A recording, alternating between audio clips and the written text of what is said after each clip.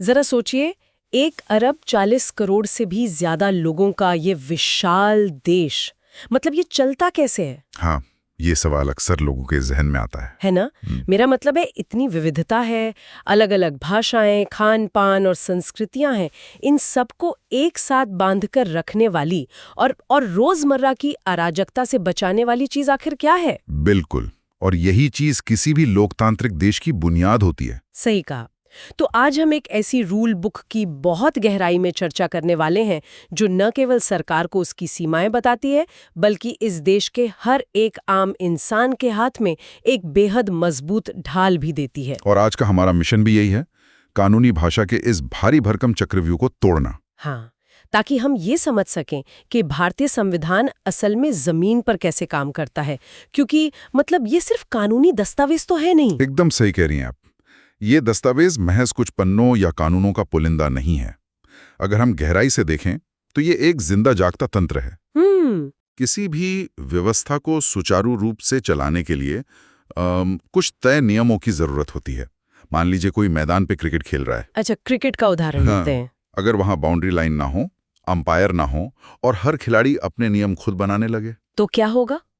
तो खेल की जगह सिर्फ हंगामा होगा, कोई किसी की नहीं सुनेगा। बिल्कुल।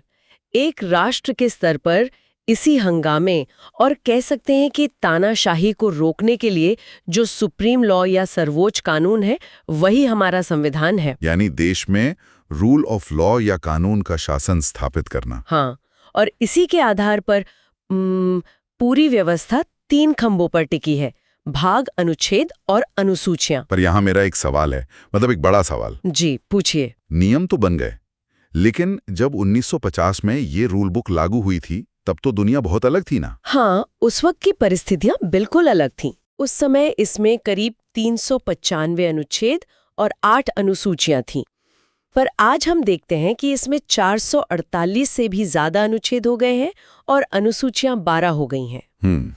तो अगर ये एक स्थायी रूल बुक है, तो इसमें इतने बदलाव क्यों? क्या बार बार नियम बदलना इस दस्तावेज की कमजोरी नहीं है? कमजोरी नहीं, नहीं, बल्कि यही तो इसकी सबसे बड़ी ताकत है। ताकत कैसे? देखिए, संविधान निर्माताओं को यह अच्छी तरह पता था कि वो किसी एक समय के लिए पत्थर की लकीर नहीं खींच रहे हैं। अच्छा। समाज बदलता है, तकनीक बदलती है और उसके साथ चुनौतियां भी बदलती हैं। अब 1950 में इंटरनेट तो था नहीं। हाँ, डेटा प्राइवेसी जैसी कोई चीज ही नहीं थी तब। बिल्कुल। तो जैसे जैसे नई जरूरतें सामने आईं, अनुच्छेदों की संख्या बढ़ती गई और कानूनों को जमीन पर लागू करने वाले अतिरिक्त विवरण अनुसूचियों में जुड़ते गए। ये कोई मृत दस्तावेज नहीं है, ये हमारे साथ साथ इवॉल्व होता है। ये एक बहुत ही दिलचस्प नजरिया है, एक जीवंत दस्तावेज। हाँ, अब नियमों की इस बुनियादी समझ के बाद सबसे पहला सवाल ये उठता है कि ये नियम आखिर लागू कहाँ होंगे, यानी हमारी भौगोलिक सीमाएं क्या हैं? जो कि किसी भी देश की पहली पहचान होती है। बिल्कुल। और संविधान के शुरुआती हिस्से इसी जमीन और पहचान की बात करते हैं। भाग 1, अनुच्छेद 1, वहां साफ तौर पर लिखा है, भारत अर्थात इंडिया राज्यों का एक संघ होगा। Union of states. हाँ, पर यहाँ एक बहुत ही गहरा पेंच है। ये सिर्फ राज्यों का एक समूह नहीं है, बल्कि एक अखंड संघ है। और यही वो बिंदु है जो भारत के ढांचे को अमेरिका जैसे देशों से बिल्कुल अलग करता है। कैसे? मतलब अमेरिका में भी तो राज्य हैं, लेकिन अमेरिका में कई स्वतंत्र राज्य एक साथ आए और उन्होंने एक समझौता करके देश बनाया। अच्छा। लेकिन भारत में ऐसा कोई समझौता नहीं हुआ है। ऐतिहासिक तौर पर भारत के राज्यों को अपनी मर्जी से इस संघ से अलग होने का कोई अधिकार नहीं है। मतलब कोई भी राज्य सेसीड नहीं कर सकता, वो चाहकर भी भारत से अलग नहीं हो सकते। बिल्कुल नहीं। देश एक है, जिसे प्रशासनिक सुविधा के लिए बस अलग अलग राज्यों में बांटा गया है। अगर कल को कोई नया क्षेत्र भारत में शामिल होता है, तो वो भी इसी अटूट व्यवस्था का हिस्सा बन जाएगा। जमीन और सीमाओं की बात तो साफ हो गई, लेकिन इस जमीन पर जो लोग रह रहे हैं, उनकी पहचान कैसे तय होगी? हाँ, नागरिकता का सवाल है ना। अगर देश एक विशाल घर है, तो ये तय करना बहुत जरूरी है कि इस घर का असली निवासी कौन है और मेहमान कौन। एकदम सही। और भाग 2, जो अनुच्छेद 5 से 11 तक है, वो इसी नागरिकता की बात करता है। मैं इसे एक एंट्री पास की तरह देखती हूँ। एंट्री पास। हाँ, ये तय करता है कि 1950 में जब देश गणतंत्र बना, तब जन्म, वंश या पंजीकरण के आधार पर भारत का नागरिक कौन था। बिल्कुल। और सिर्फ देश के अंदर रहने वालों की ही नहीं, बल्कि जो भारतीय विदेशों में बस गए हैं, जिन्हें हम एनआरआई कहते हैं। हाँ, एनआरआई, उनके अधिकारों को भी इसमें बहुत स्पष्ट रूप से अनुच्छेद 8 और 9 के तहत जगह दी गई है। ये तो बहुत दूरदर्शी सोच थी ना? लेकिन नागरिकता कोई ऐसी चीज नहीं है जिसे एक बार लिखकर छोड़ दिया जाए। इसीलिए संविधान ने सीधे तौर पर हमारी संसद को ये सुपर पावर दे दी है, अनुच्छेद 11 के तहत, हाँ, कि वो भविष्य में नागरिकता से जुड़े नियम खुद तय करे। संसद कानून बनाकर ये फैसला कर सकती है कि आज के समय में किसे नागरिकता मिलनी चाहिए और किसकी नागरिकता छीनी जा सकती है। तो अब हमारे पास हमारी जमीन है और ये भी तय हो गया कि नागरिक कौन है। लेकिन अब कहानी उस हिस्से पर आती है जहां सत्ता और आम इंसान का आमना सामना होता है, यानी नागरिकों के अधिकार। बिल्कुल। क्या हो अगर कल को वही सरकार जिसे लोगों ने चुना है अपने ही लोगों पर हावी होने लगे? इतिहास गवाह है कि सत्ता अक्सर निरंकुश हो जाती है। हाँ, तो नागरिकों को इसी मनमानी से बचाने के लिए संविधान का सबसे शक्तिशाली हिस्सा सामने आता है, मौलिक अधिकार, भाग 3, जिसे अक्सर भारत का मैग्ना कार्टा कहा जाता है। Magna carta. हाँ, ये कोई साधारण तुलना नहीं है। देखिए, मैग्ना कार्टा 1215 में इंग्लैंड का वो ऐतिहासिक दस्तावेज था जिसने पहली बार राजा को मजबूर किया था कि वो भी कानून के दायरे में। बिल्कुल, कि राजा कानून से ऊपर नहीं है और उसे नागरिकों के कुछ बुनियादी अधिकारों का सम्मान करना ही होगा। हमारे मौलिक अधिकार अनुच्छेद 12 से 35 तक बिल्कुल यही काम करते हैं। ये नागरिकों को राज्य की मनमानी के खिलाफ एक अभेद्य सुरक्षा कवच देते हैं। एकदम सही। पर यहाँ राज्य या स्टेट का मतलब सिर्फ केंद्र या राज्य सरकारें तो नहीं है ना? नहीं, इसका दायरा बहुत व्यापक रखा गया है। अनुच्छेद 12 में जो परिभाषा है, हाँ, उसमें देश की संसद, राज्य की विधानसभाएं, सरकारी अधिकारी और यहाँ तक कि आपके इलाके की नगर पालिका या कोई लोकल अथॉरिटी भी शामिल है। मतलब कोई भी सरकारी संस्था। हाँ, ये सब मिलकर राज्य कहलाते हैं और इनके ऊपर एक गार्ड डॉग या पहरेदार बिठाया गया है अनुच्छेद 13 के रूप में, जो कहता है कि अगर ये राज्य कोई भी ऐसा कानून बनाता है जो मौलिक अधिकारों को छीनता हो तो वो शून्य माना जाएगा। बिल्कुल, वो वॉइड हो जाएगा। यानी अगर सरकार अचानक कोई ऐसा नियम निकाल दे, मान लीजिए कि अब से कोई भी नागरिक सरकार के फैसलों पर सवाल नहीं उठा सकता, तो अदालत तुरंत उस नियम को कूड़ेदान में डाल देगी, क्योंकि वो अधिकारों का हनन करता है। और जब हम इन अधिकारों की बात करते हैं तो समानता का अधिकार सबसे पहले आता है, अनुच्छेद 14, कानून के समक्ष समानता। इसका सीधा सा मतलब है कि चाहे कोई अरबपति व्यापारी हो जो प्राइवेट जेट में घूमता हो या कोई दिहाड़ी मजदूर जो रोज मेहनत मजदूरी करता हो, अगर दोनों ने कोई जुर्म किया है तो अदालत दोनों को बिल्कुल एक जैसी सजा देगी।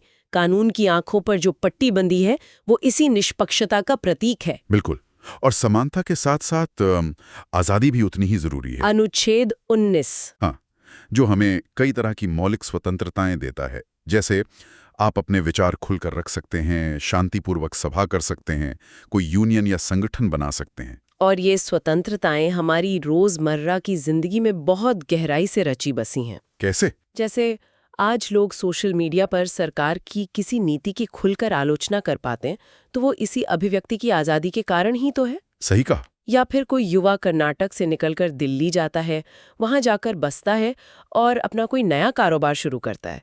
ये सब इसलिए मुमकिन है क्योंकि संविधान हमें पूरे देश में कहीं भी निर्बाध घूमने, बसने और अपना पेशा चुनने की गारंटी देता है। लेकिन यहाँ एक सो व्हाट पल भी है। इन स्वतंत्रताओं को लेकर हमें एक बड़ी गलतफहमी से बचना चाहिए। वो क्या? ये आजादियां असीमित या निरपेक्ष नहीं हैं। मतलब इन पे रोक लग सकती है? बिल्कुल। देखिए, आपके पास सड़क पर चलने की आजादी है, लेकिन आप बीच सड़क पर खड़े होकर ट्रैफिक नहीं रोक सकते ना। हाँ, वो तो दूसरों की आजादी का हनन होगा। सार्वजनिक व्यवस्था, नैतिकता और देश की सुरक्षा के नाम पर सरकार इन पर उचित पाबंदी लगा सकती है। और सबसे बड़ी बात, अगर देश पर कोई बहुत बड़ा संकट आ जाए और आपातकाल लगाना पड़े तो अनुच्छेद 358 के तहत ये सारी स्वतंत्रताएं कुछ समय के लिए निलंबित की जा सकती हैं। रुको, अगर आपातकाल में ये आजादियां छिन सकती हैं तो क्या इसका मतलब है कि सरकार किसी की भी जान ले सकती है या उसे बिना वजह जेल में सड़ा सकती है? बिल्कुल नहीं। और यहीं से हम उस अधिकार की तरफ बढ़ते हैं जो शायद पूरे संविधान में सबसे अहम है। अनुच्छेद 21। हाँ, प्राण और दैहिक स्वतंत्रता का अधिकार।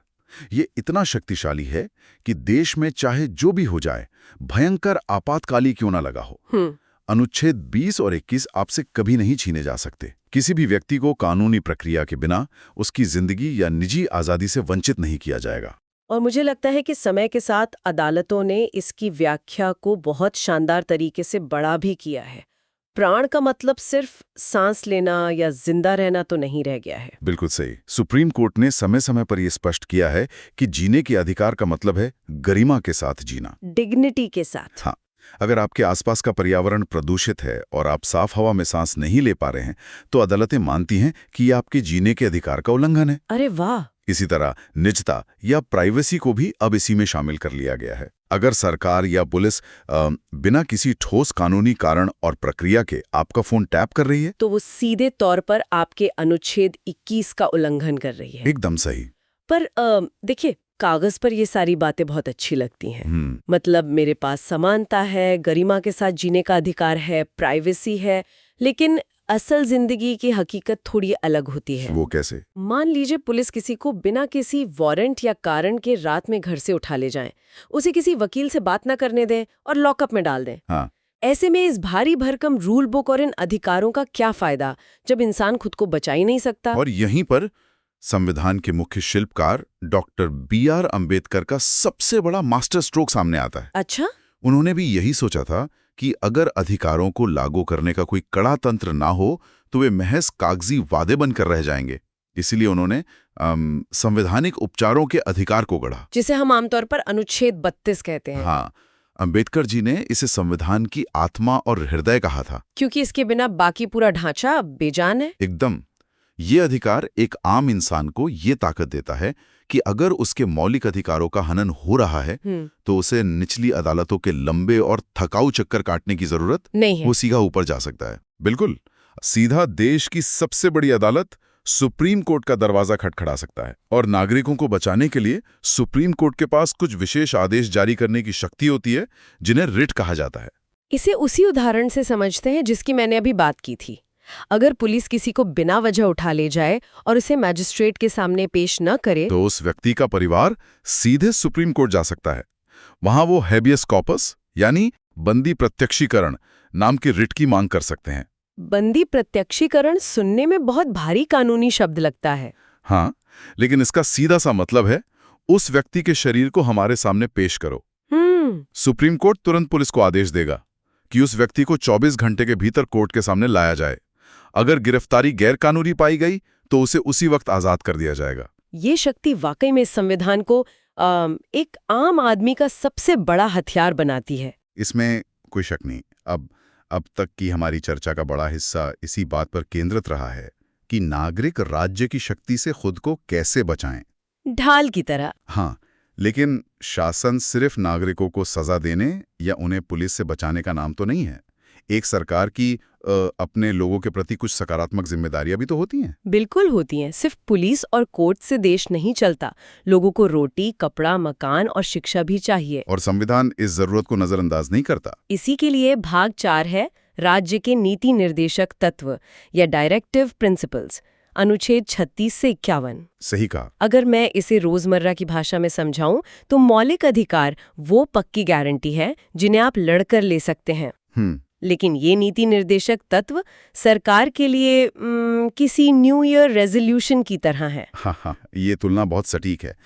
इन निर्देशक तत्वों का मुख्य उद्देश्य देश को सिर्फ एक पुलिस स्टेट से निकालकर एक कल्याणकारी राज्य बनाना है। Welfare state? हाँ, जहाँ सामाजिक और आर्थिक न्याय हो। जैसे अनुच्छेद 40 में ग्राम पंचायतों की बात है या 44 में समान नागरिक संहिता की। लेकिन इनमें और मौलिक अधिकारों में एक बहुत बड़ा अंतर है ना? बिल्कुल। अगर सरकार आपको समानता का अधिकार नहीं देती तो आप कोर्ट जा सकते हैं, लेकिन अगर सरकार आपको रोजगार नहीं दे पा रही है तो आप कोर्ट जाकर उसे मजबूर नहीं कर सकती कि वो आपको नौकरी दे ही। मतलब ये अदालतों द्वारा जबरन लागू नहीं कराए जा सकते, नॉन जस्टिशिएबल है। हाँ, एकदम सही। पर भले ही हम इन्हें कोर्ट में चुनौती ना दे सकें, लेकिन हमारी रोजमर्रा की जिंदगी में इनका असर बहुत गहरा है। वो कैसे? देखिए, आज गांव-गांव में जो ग्राम पंचायतें काम कर रही हैं या फिर सरकार जो बच्चों को मुफ्त शिक्षा देने की योजनाएं लाती हैं, मनरेगा के तहत 100 दिन के रोजगार की गारंटी देती है या बुजुर्गों को जो पेंशन मिलती है, ये सब कहीं ना कहीं इन्हीं नीति निर्देशक तत्वों से ही तो प्रेरित हैं। बिल्कुल। संविधान ने सरकारों को एक लक्ष्य दिया है कि नीतियां बनाते समय हमेशा आम आदमी के कल्याण को केंद्र में रखना है। सही बात है। लेकिन यहाँ एक सवाल और खड़ा होता है। हम हमेशा अधिकारों की बात करते हैं, सरकार की जिम्मेदारियों की बात करते हैं, लेकिन क्या इस देश के प्रति एक नागरिक का कोई फर्ज नहीं है? फर्ज मतलब ड्यूटी? हाँ, और दिलचस्प बात यह है कि जब 1950 में संविधान लागू हुआ तो उसमें नागरिकों के कर्तव्यों का कोई अलग से जिक्र नहीं था। ऐसा क्यों? उस वक्त माना गया था कि एक जिम्मेदार नागरिक खुद ही अपने कर्तव्य समझेगा, लेकिन समय के साथ महसूस हुआ कि इन्हें स्पष्ट रूप से लिखना जरूरी है। तो फिर इन्हें कब जोड़ा गया? 1976 में 42वें संशोधन के जरिए स्वर्ण सिंह समिति की सिफारिश पर भाग 4A और अनुच्छेद 51A के तहत मौलिक कर्तव्यों को इसमें जोड़ा गया। एक तरह से ये याद दिलाने के लिए कि अगर आप इस देश रूपी घर में रह रहे हैं और अधिकारों का आनंद ले रहे हैं तो घर को साफ रखना भी आपकी ही जिम्मेदारी है। और ये संतुलन समझना बहुत जरूरी है। आज हमारे पास कुल 11 मौलिक कर्तव्य हैं, जैसे संविधान और राष्ट्रीय प्रतीकों का सम्मान करना, जरूरत पड़ने पर देश की रक्षा के लिए आगे आना, भाईचारा बनाए रखना और पर्यावरण की रक्षा करना। इसे मैं एक बहुत ही साधारण उदाहरण से समझती हूँ। बताइए। नीति निर्देशक तत्वों के तहत अनुच्छेद 49 में सरकार से कहा गया है कि वो ऐतिहासिक किलों और स्मारकों की रक्षा करें। हाँ, सरकार वहाँ गार्ड लगाती है, टिकट काउंटर बनाती है, रखरखाव करती है। बिल्कुल। लेकिन जब लोग उस ऐतिहासिक किले में घूमने जाते हैं तो दीवारों पर अपना और अपनी प्रेमिका का नाम कुरेद कर ना आना ये हमारा मौलिक कर्तव्य है। ये एक 2-वे स्ट्रीट है। एकदम सही। सरकार अपनी जिम्मेदारी निभाएगी और नागरिकों से गंदा करके बर्बाद नहीं करेंगे, तभी तो देश आगे बढ़ेगा। बिल्कुल। तो इन तमाम अधिकारों, कर्तव्यों और लक्ष्यों की बात करने के बाद एक आखिरी और बहुत अहम कड़ी बचती है। वो क्या?